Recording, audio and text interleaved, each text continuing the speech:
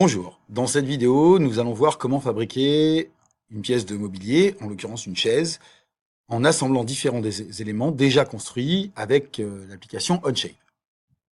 Pour commencer, vous êtes sur Classroom et vous avez ici l'activité principale, création d'une chaise par assemblage. Je vais me placer dans la peau d'un élève pour vous montrer le départ, comment ça fonctionne. Donc quand j'arrive sur Classroom, je suis sur Stream, je vois que l'activité, si ce n'est pas le cas, je vais dans Classwork, et puisque c'est de la modélisation, d'accord, MSOST, création d'une chaise par assemblage et View Assignment. Là, comme d'habitude, vous avez ici les documents ressources. Ceux qui n'auraient pas fait le tutoriel d'assemblage comme prévu, je vous conseille de bien comprendre les mécanismes et le fonctionnement des assemblages. Pour les autres, vous avez ici la feuille qui vous a été distribuée avec les consignes de base et vous avez entre autres un lien ici vers la pièce de base qui contient tous les éléments. Si vous êtes logué dans Onshape, je l'ai partagé avec vous, elle est donc dans votre ici team, équipe, classe. Donc elle est ici. Et la première étape consiste à faire une copie de ce projet. Donc copy workspace. Voilà. Et je vais le renommer donc chaise. Et comme d'habitude, je un ici.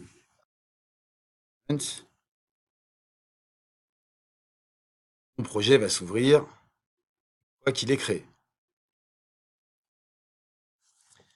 Donc une fois votre fichier ouvert, vous allez pouvoir en fait ajouter un nouvel onglet en cliquant sur le plus ici pour créer un assemblage. Create Assembly ici, on clique sur le plus, créer un assemblage. Cet assemblage va se placer en deuxième, je vais le mettre en premier puisque c'est quand même l'élément important de mon projet. Et je vais le renommer tout de suite. Et que sera cet assemblage? Deuxième étape. Donc, je vais maintenant partager mon document. Donc, cliquez sur Share. Comme d'habitude, je partage avec le professeur en droit d'édition et je vais chercher le lien. Je l'active, je le copie pour aller le poster tout de suite sur Google Classroom. Afin que mon projet soit terminé. Le professeur pourra accéder directement à mon fichier. Et je peux continuer à travailler. Un assemblage, c'est, comme son nom l'indique, la combinaison de différentes pièces. Il va falloir les ajouter. Je vais ici insérer, insert, les composants, Part Studio, que j'ai déjà créés. Et je vais commencer par exemple par le pied arrière droit. Alors, je valide son insertion. Je peux le déplacer, évidemment, si je le souhaite. Je peux mettre par exemple la base du pied au niveau de l'origine ici. Ce n'est pas indispensable, mais c'est pratique. J'ai le cube qui tourne et ma souris me permet de bouger aussi. Si là je suis en vue de face, il est évident que le pied n'est pas dans la bonne direction. Je vais donc faire tourner le pied. Pour cela, je clique dessus, et je m'incline et vous voyez que je peux faire tourner le pied, pour l'orienter. Ici, je mets 90 degrés. De face, je vois bien la partie de face du pied. Pour pouvoir gérer l'assemblage sans problème, la première étape, c'est de fixer un des composants. C'est lui qui va servir de point de repère. Comme j'ai choisi ce composant-là en premier, je vais faire un clic droit sur le composant. Et vous voyez ici, je vois apparaître le menu contextuel avec l'option fixe. Ça veut dire que cet objet-là, maintenant, il ne peut plus bouger. Si j'attache quelque chose dessus, lui ne bougera jamais. C'est l'autre pièce qui se déplacera. Et on voit que c'est matérialisé ici par le symbole équivalent à la masse en électricité. Donc, c'est la partie fixe. Et il me le dit d'ailleurs, part is fixed. Pour assembler, il me faut plusieurs pièces. Je vais donc en ajouter une deuxième et commencer par les supports d'assises. On va construire notre pièce progressivement. Donc, j'ajoute une pièce, je l'assemble et je passe à la suivante. Question d'organisation et de simplicité. Comme ça, je n'ai pas des pièces qui se baladent partout. Tous les assemblages que nous allons faire ici sont des assemblages par encastrement, c'est-à-dire qu'on emboîte une pièce dans l'autre et qu'elles ne peuvent pas bouger l'une par rapport à l'autre. Donc je vais choisir ici la liaison encastrement, fastened en anglais. Je clique dessus et cette liaison, je vais pouvoir lui donner un nom. Donc, c'est l'assise côté droit à l'arrière. Là, tout simplement, parce que je vais vouloir connecter, et là, vous allez comprendre l'importance de la souris pour tourner comme je le fais avec le bouton droit, zoomer avec la molette, et choisir ici le bout. D'accord, on voit bien le cercle se placer au milieu. Je clique ici, j'ai donc un côté, One Made Connector, donc un élément de connexion, que je veux faire se connecter avec le trou ici. Et je clique. Et vous voyez que mon objet, d'accord, le support d'assise, est venu s'insérer directement dedans. Les options qui apparaissent au moment où j'ai connecté, ici, flip pour inverser la liaison. Si je vous montre ici un exemple, ça me ferait partir le pied de l'autre côté. Aucun intérêt. Et celui-là pour faire tourner la liaison autour de l'axe fixe. Pareil, aucun intérêt ici, j'étais dans le bon sens. Solve va me permettre de résoudre les problèmes dans certains cas. C'est pas toujours vrai, mais dans certains cas, ça va m'aider. Voilà, j'ai donc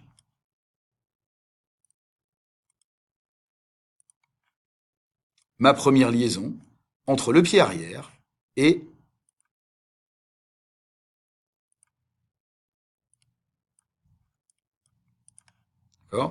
et le support d'assise. Si je continue, ici, je vais avoir le pied avant de la chaise, donc j'insère le pied avant de la chaise. Et vous voyez que pied avant, contrairement à l'arrière, j'ai pas mis droit ou gauche puisqu'ils sont tous pareils. Les deux pieds sont identiques. Je le pose, et je vais tourner autour pour voir que j'ai un trou d'un côté et un trou de l'autre. Donc déjà, la première étape ici consisterait à le faire tourner. En réalité, je n'en ai pas besoin. L'assemblage va le faire pour moi. Donc je reprends, un assemblage par encastrement. Je le renomme, donc assise droite, et je vais assembler ce trou-là avec ce bout-là. Je peux valider, faire voir que je suis dans le bon sens. Et vous voyez que je n'ai pas eu besoin ici de faire tourner la pièce, elle a tourné spontanément. Si vous avez compris le principe, vous allez pouvoir continuer sans même regarder la vidéo et y revenir uniquement en cas de besoin. On va continuer à fermer l'assise et le support. Donc je reprends un support d'assise, d'accord? Et ma liaison encastrement, je prends un des côtés que je vais emboîter avec le trou correspondant.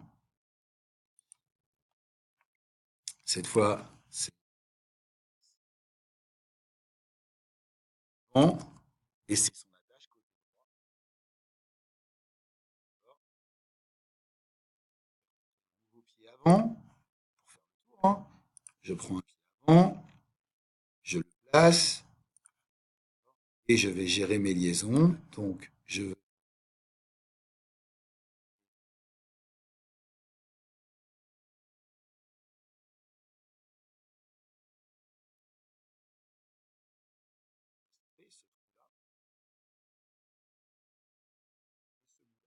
ne pas se tromper. Tout simplement, si j'avais pris le deuxième trou, d'accord, on serait dans le mauvais sens. Ah bah c'est justement ce qui m'arrive. Donc là, je vais faire flipper. Ah, c'était pas dans le bon sens. Donc on va faire tourner.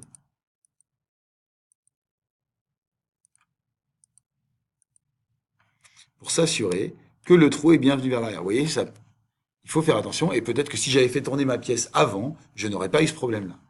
Donc là, on était encore une fois sur l'assise.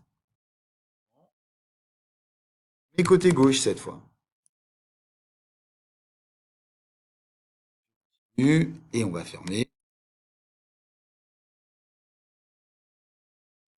Donc, une liaison encastrement.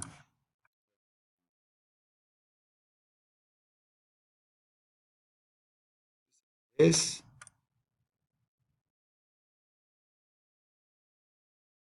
Au centre du trou.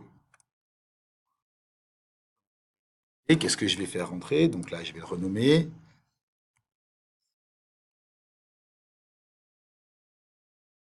En besoin de mon deuxième pied arrière. D'ailleurs, on avait fait tourner le pied droit, bah là, je vais même pas avoir besoin de le faire puisque on va le faire pour moi. Je veux donc ça,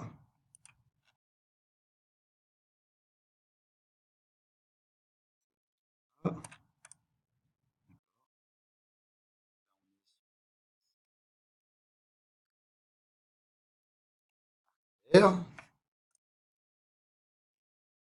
finir avec la cise, insert, cise. Et là, en fait, j'ai pas besoin de faire les deux liaisons. Je peux, mais ça n'a aucun intérêt. Choisir et la mettre des deux côtés. Automatiquement, l'emboîtement est terminé. Donc là, c'était